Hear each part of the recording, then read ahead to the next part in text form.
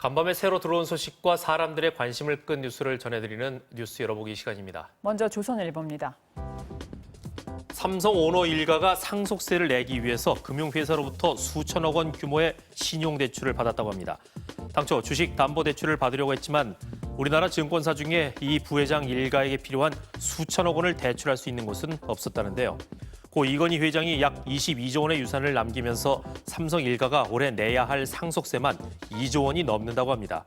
한 재계 관계자는 오너의 지분율이 높지 않아 삼성전자 같은 핵심 계열사의 지분을 매각하거나 세금을 주식으로 내는 게 쉽지 않다면서 경영권을 지키면서 상속세도 마련해야 하는 난제에 직면해 있다고 말했습니다. 다음은 중앙일보입니다. 미국에서 날아온 통화정책 완화 기조에 뉴욕 증시에 이어서 어제 아시아 증시도 동반 상승했습니다. 제롬 파월 미국 연방준비제도 의장이 물가 상승 압력을 낮게 평가하고 통화 정책 완화 기조를 재확인하면서 세계 금융시장에 호재로 작용했다는데요. 파월 의장은 미국 경기 회복에 대한 자신감을 보이면서 올해 미국의 경제 성장률 전망치를 지난해 12월보다 큰 폭으로 높여 6.5%로 제시했습니다. 그동안 금융시장에서는 미국 국채 금리 상승세를 불안하게 바라보는 투자자들이 많았지만 파월 의장의 발언이 나오면서 안도하는 분위기를 보였다고 합니다. 다음은 한국일보입니다. 전국 지방자치단체들이 앞다퉈 공직자 부동산 투기 의혹에 칼을 빼들고 결과까지 발표하고 있지만 의구심을 해소하기에는 역부족이라는 지적이 나오고 있다고 합니다.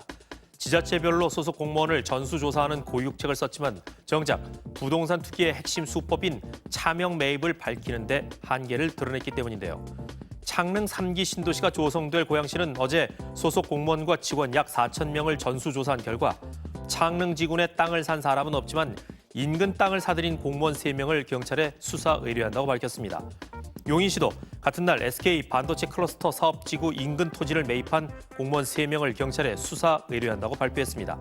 하지만 시민사회에서는 전수조사 대상과 방식이 제각각이어서 공신력이 부족하고 부동산 투기 거래에 흔히 동원되는 차명 거래에 대한 조사가 제대로 이루어지지 않았다는 지적이 나오고 있다고 합니다. 경향신문 살펴봅니다. 지난해 결혼 건수가 49년 만에 최대 감소폭을 기록했습니다. 경제 위기와 안전에 대한 염려 속에서 지금 상태를 그대로 버티려는 현상 유지 심리가 강하게 작용한 것으로 보인다는데요. 통계청이 어제 발표한 자료에 따르면 지난해 혼인 건수는 약 21만 3천 건으로 1년 전보다 10% 넘게 줄었습니다. 감소폭은 1971년 이래 최대치인데요.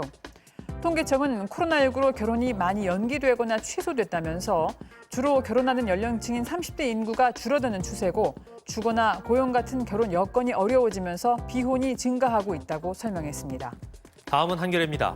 하늘을 나는 호텔이라는 별칭을 가진 A380기 생산이 종료됐습니다. 지난 17일 도색과 객실 디자인을 위해서 독일 함부르크로 떠난 A380기가 에어버스 공장에서 만들어진 마지막 생산품이었다는데요. 14년 전 첫 상업 비행을 시작할 때만 해도 A380은 인류 항공사의 상징으로 통했습니다. 하지만 장거리 인기 노선에 승객을 가득 실었을 때 효율성이 나타나는 A380에게 코로나19는 치명적이었습니다. 한 항공사 관계자는 A380이 연료 효율은 높지만 승객을 가득 태우고 운항했을 때의 상황이라면서 승객을 다 채우지 못하고 운항하게 되면 경쟁력이 없다고 말했습니다. 끝으로 매일경제입니다. 미술 작품이 새로운 투자처로 떠오르고 있다고 합니다. 취득세와 보유세가 없는 미술 작품에 사람들의 관심이 쏠리면서 미술 투자 열풍이 불고 있다는데요. 지난 17일 K옥션은 낙찰률 74%, 낙찰 총액 약 136억 원이라는 깜짝 실적을 기록했다고 합니다. 올해 들어서 우리나라 주요 경매 중에 최고 성적이었다는데요. 이날 최고가 작품은 13억 1천만 원에 팔린 일본 작가 구사마 아요이의 인피니티 넷이라고 합니다. 지금까지 뉴스열보겠습니다.